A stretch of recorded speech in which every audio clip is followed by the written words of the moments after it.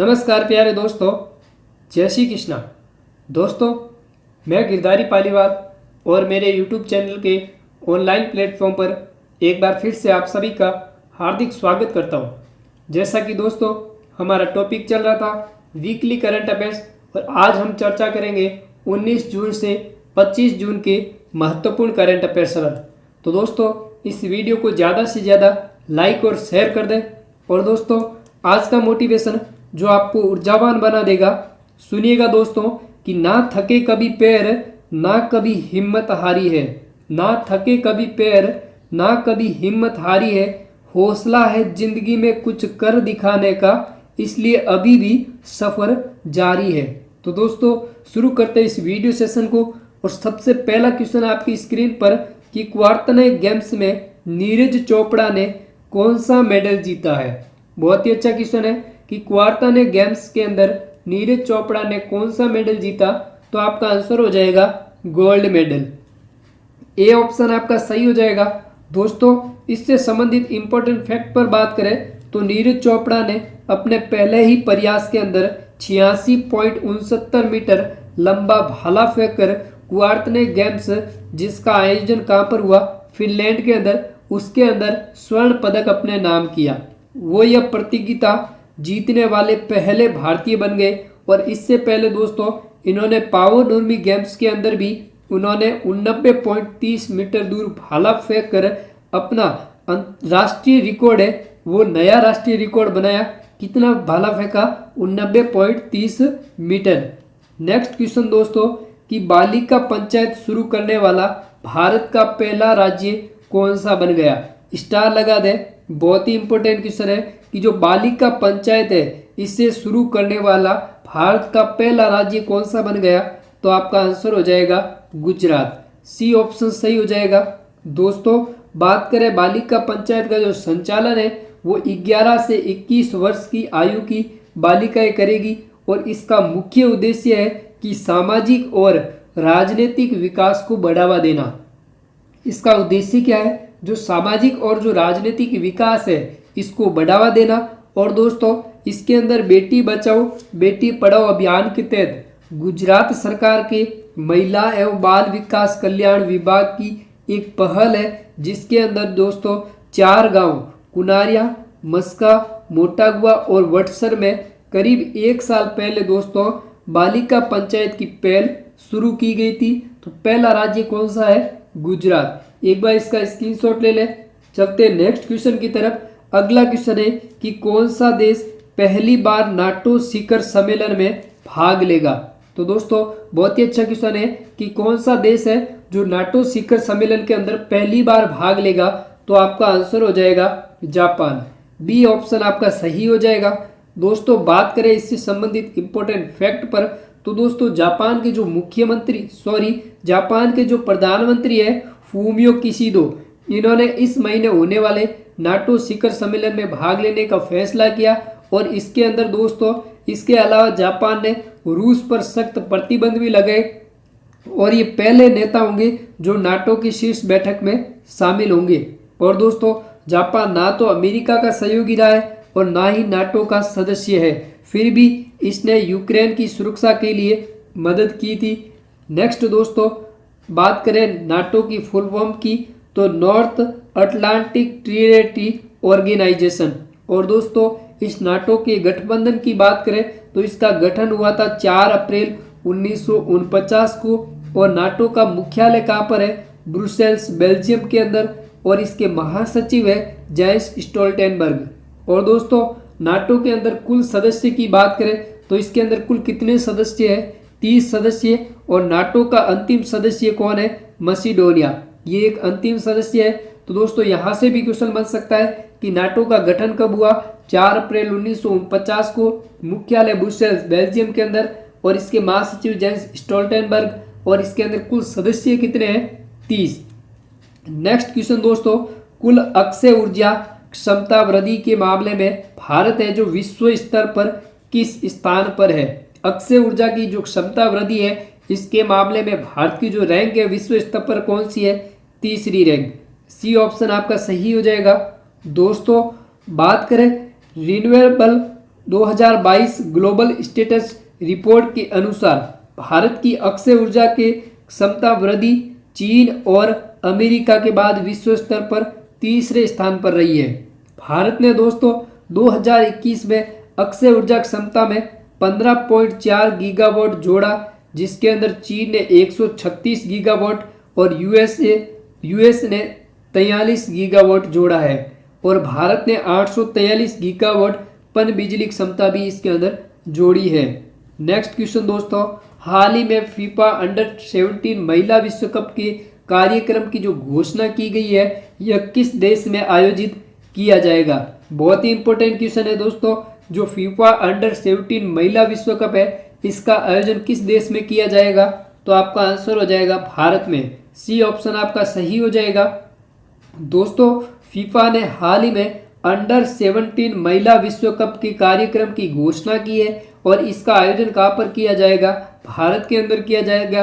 और final match की बात करें तो नवी मुंबई के डीवाई पाटिल स्टेडियम में 30 अक्टूबर 2022 को फाइनल मुकाबला खेला जाएगा और वर्ष 2020 में विश्व कप को कोविड-19 महामारी के कारण स्थगित कर दिया गया था और इसका आयोजन भारत में 5 स्थानों में होना था, लेकिन नवंबर 2020 में फीफा ने टूर्नामेंट के 2020 संस्करण को क्या कर दिया था, रद्द कर दिया था और अंडर 17 जो महिला विश्व कप का जो फाइनल मुकाबला है वो मुंबई के डीवाई पाटिल स्टेडियम में खेला जाएगा और इसका आयोजन इस बार भारत में होगा। नेक्स्ट दोस्तों, अगला क्वेश्चन है कि किस यूरोपीय देश ने भारत के रुपे कार्ड और यूपीआई से लेन देन की मंजूरी दी है। बहुत ही इंपॉर्टेंट क्वेश्चन है कि कौन सा यूरोपीय देश है जिसने भारत के रुपे कार्ड और यूपीआई से लेन देन की मंजूरी दी है, तो आपका आंसर हो जाएगा फ्रांस। सी ऑप्शन सही हो जाएगा।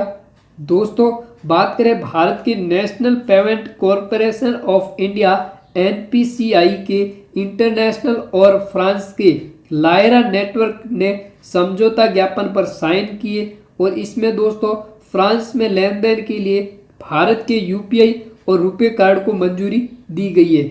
यूपीआई और रुपे कार्ड दोनों को मंजूरी दी गई है। इससे भारत के रुपे कार्ड और यूपीआई को अंतर्राष्ट्रीय मान्यता मिलने का सिलसिला बढ़ गया है। तो कौन से देश ने, फ्रांस ने।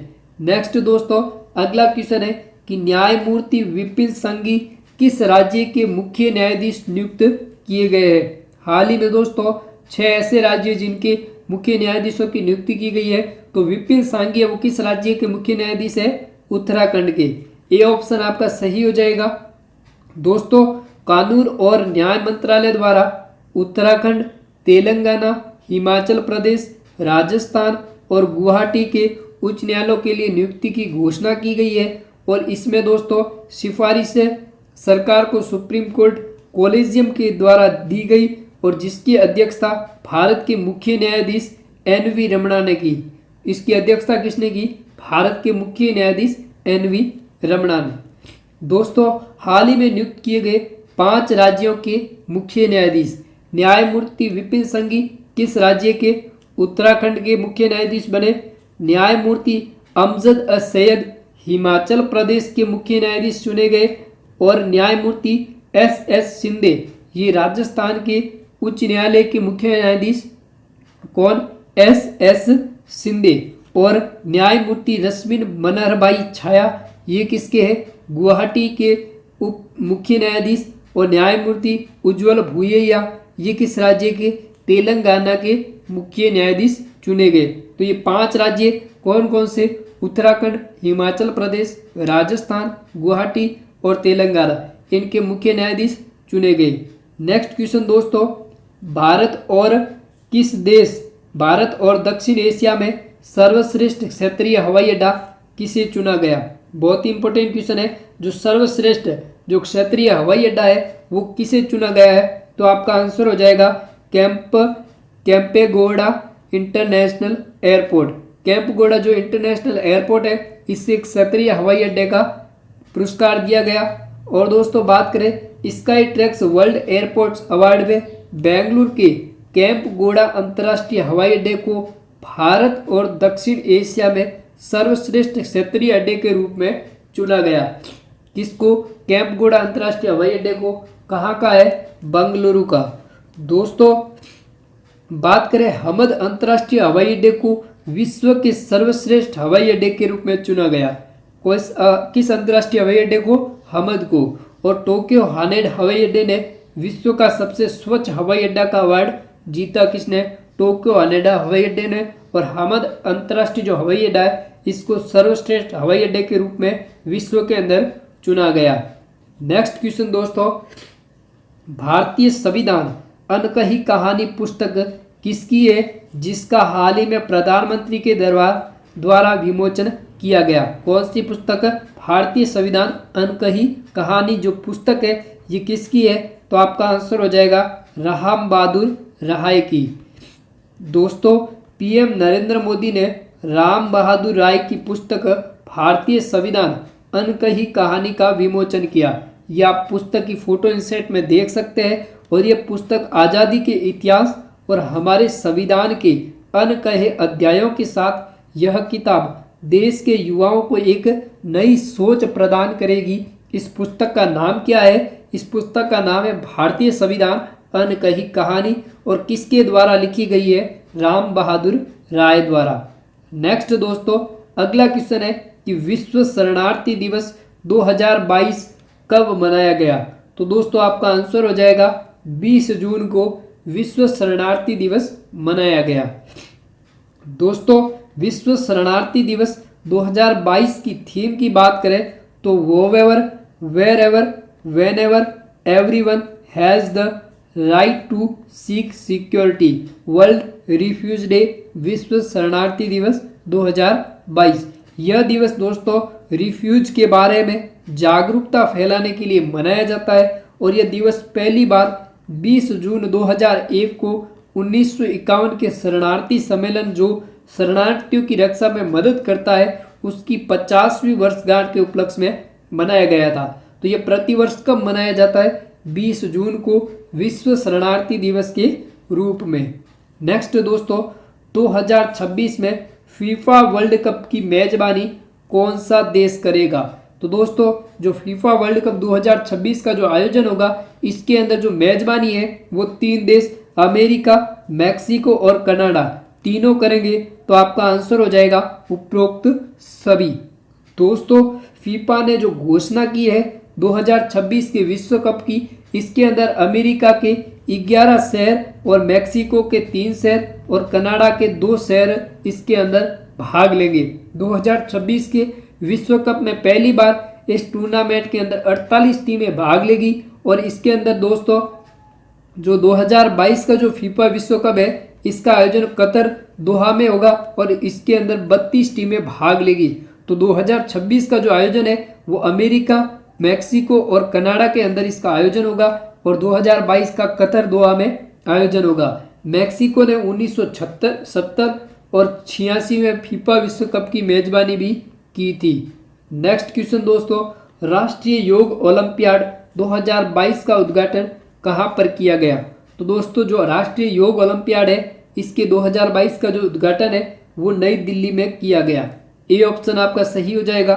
दोस्तों शिक्षा मंत्री धर्मेंद्र प्रधान ने 18 जून 2022 को नई दिल्ली में राष्ट्रीय योग ओलंपियाड 2022 और प्रश्नोत्तरी प्रतियोगिता का उद्घाटन किया।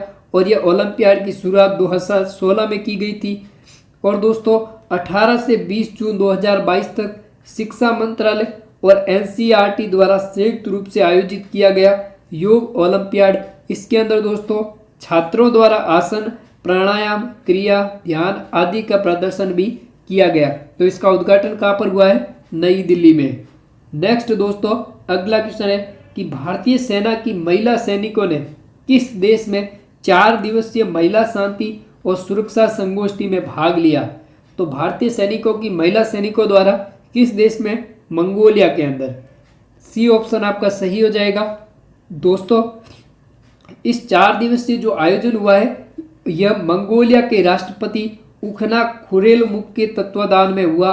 और इसके अंदर महिला सैनिकों ने एक्स खान कवरेस्ट में भाग लेने वाली भारतीय सेना की टुकड़ी के हिस्से रूप में सेमिनार में भाग लिया। कहाँ पर?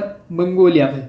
नेक्स्ट दोस्तों अगला क्वेश्चन है कि किस देश ने अपना तीसरा विमान वाहक पोत है जो फुजियान, वो लॉन्च किया है। कौन सा पोत? फुजियान।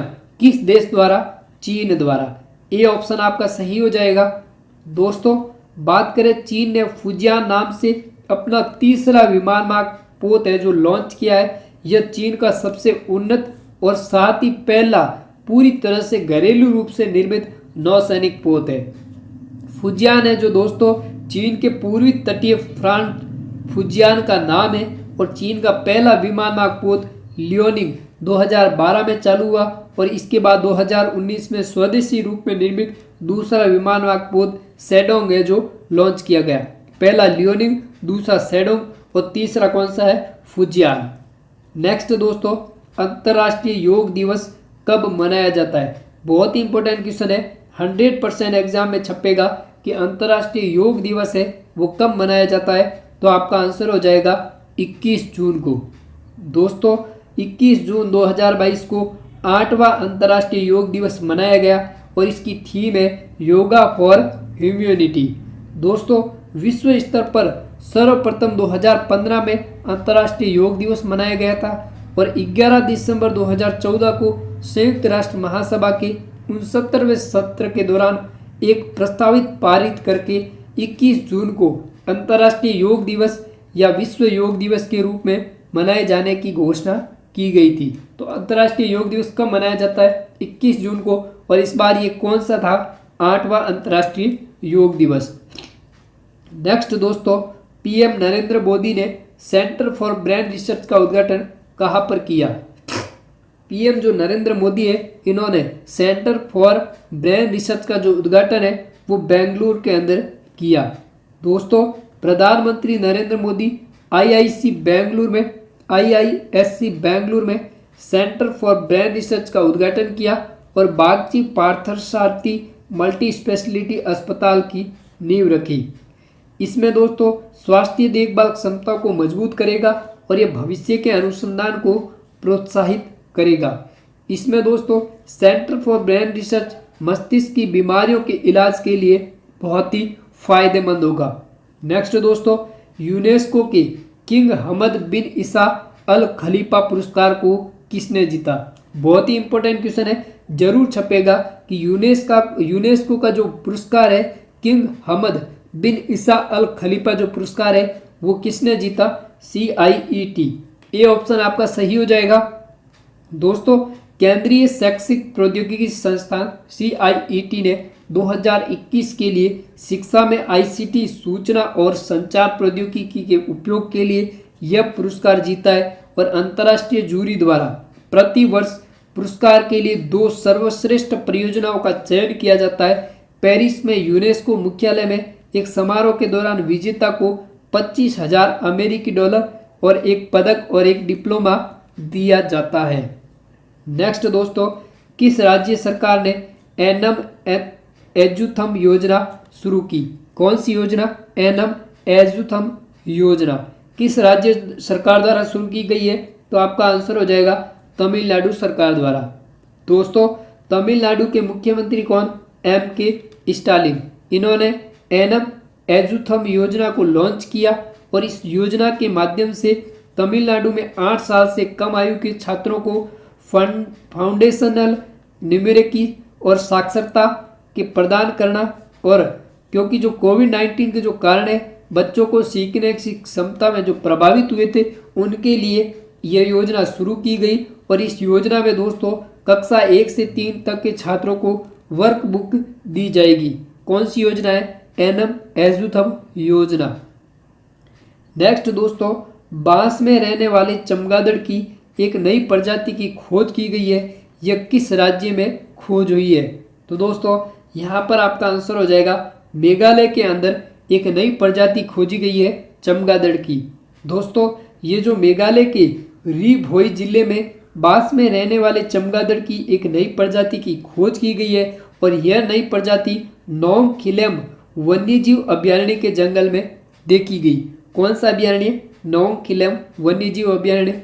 कहाँ पर? मेघालय में। इसमें दोस्तों जो नई पाई गई जो प्रजाति है इसका नाम ग्लिस्क्रोप्स मेगलायंस रखा गया। क्या नाम रखा गया? ग्लिस क्रॉप्स मैगलायंस। नेक्स्ट दोस्तों 2021 अंडर 17 एशियन चैंपियनशिप कुश्ती का जो खिताब है वो किसने जीता? तो आपका आंसर हो जाएगा भारत ने। कौन सा खिताब? अंडर 17 एशियाई चैंपियनशिप कुश्ती, इसका खिताब किस देश ने जीता? भारत ने। दोस्तों भारतीय महिला कुश्ती टीम ने किर्गिस्तान के अंदर इसका आयोजन हुआ और इसके अंदर कुल 8 स्वर्ण पदकों के साथ अंडर 17 एशियाई चैंपियनशिप जीता है, जिसके अंदर 8 स्वर्ण पदक, 1 रजत और 1 कांस्य पदक, कुल 10 पदक जीते और कुल 225 अंकों के साथ भारत ने चैंपियनशिप जीत ली। जापान दूसरे स्थान पर रहा और मंगोलिया है वो किस स्थान पर रहा? तीसरे स्थान पर। और 26 जून को प्रतियोगिता का समापन होगा। नेक्स्ट दोस्तों भारत और किसने 9 साल बाद मुक्त व्यापार वार्ता को फिर से शुरू किया है? बहुत ही अच्छा क्वेश्चन है। भारत और किस संस्थान ने 9 साल बाद मुक्त व्यापार वार्ता को फिर से शुरू किया है? तो आपका आंसर हो जाएगा यूरोपीय संघ ने। सी ऑप्शन सही हो जाएगा।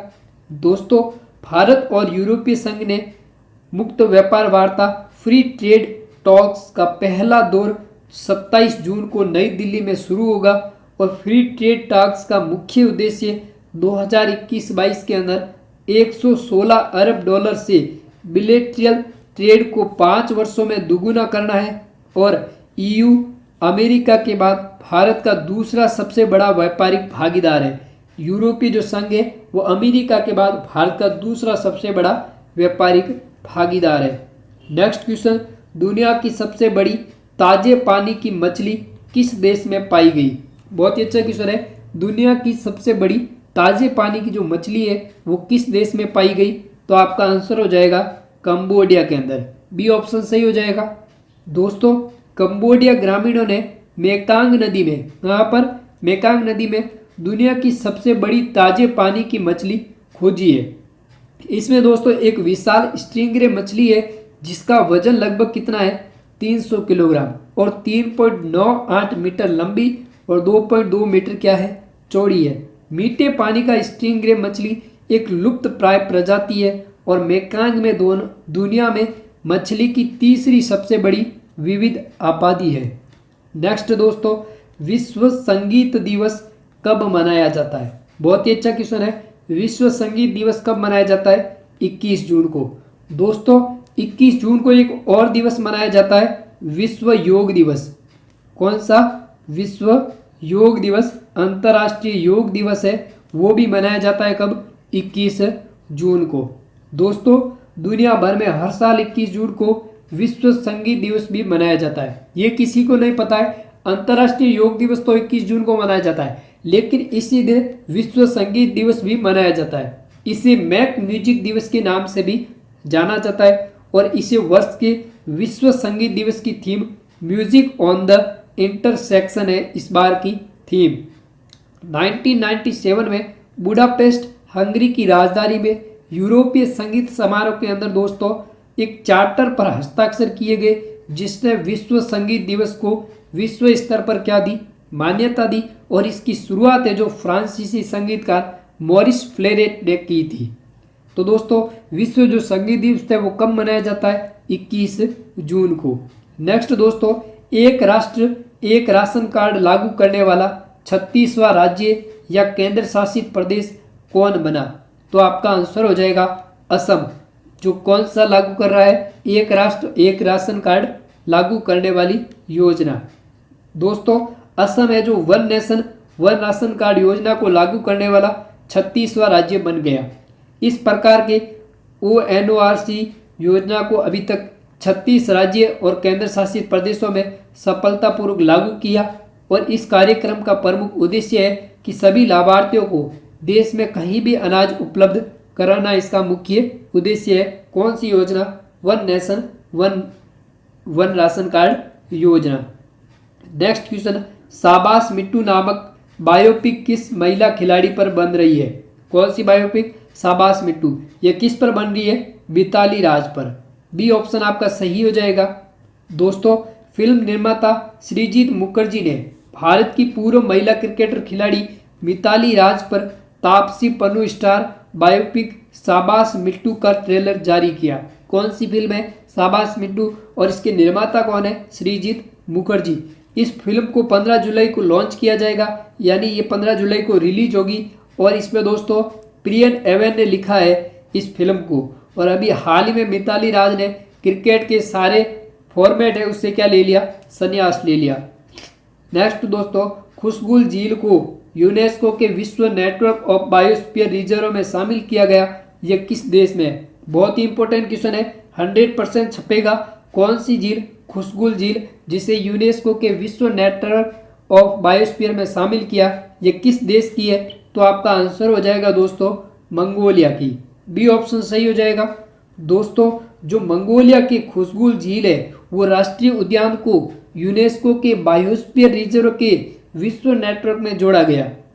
दोस्तों पेरिस फ्रांस में हो रहे international coordinating council of the man and biosphere programme के अंदर 34वें सत्र के दौरान यह निर्णय लिया गया कि जो मंगोलिया की जो खुशबुल झील है इस राष्ट्रीय उद्यान को यूनेस्को के बायोस्फीयर रिजर्व के अंदर जोड़ा गया। नेक्स्ट दोस्तों बात करें खुशबुल झील के बारे में, तो खुशबुल झील मंगोलिया के खुशबुल राज्य में स्थित है और इस झील के अंदर रूस की सीमा के पास स्थित है। और इसमें मंगोलिया के मीठे पानी का 70% हिस्सा है इस झील के अंदर। और इस झील में समुद्र तल से लगभग 1645 मीटर की ऊंचाई पर यह झील स्थित है। और झील समुद्र तल से 1645 मीटर 136 मीटर लंबी है और 262 मीटर गहरी है। और इस झील को बेकाल झील की छोटी बहन कहा जाता है। ये बहुत इंपॉर्टेंट फैक्ट है कि जो बेकाल झील की छोटी बहन है वो किस झील को कहा जाता है? खुशबुल झील को, जो कहाँ पर है? मंगोलिया में। नेक्स्ट क्वेश्चन दोस्तों, विश्वेश्वरैया टुडू ने किस राज्य में लोक मेले का उद्घाटन किया है? बहुत ही अच्छा क्वेश्चन है, तो आपका आंसर हो जाएगा उड़ीसा राज्य में। ये ऑप्शन सही हो जाएगा।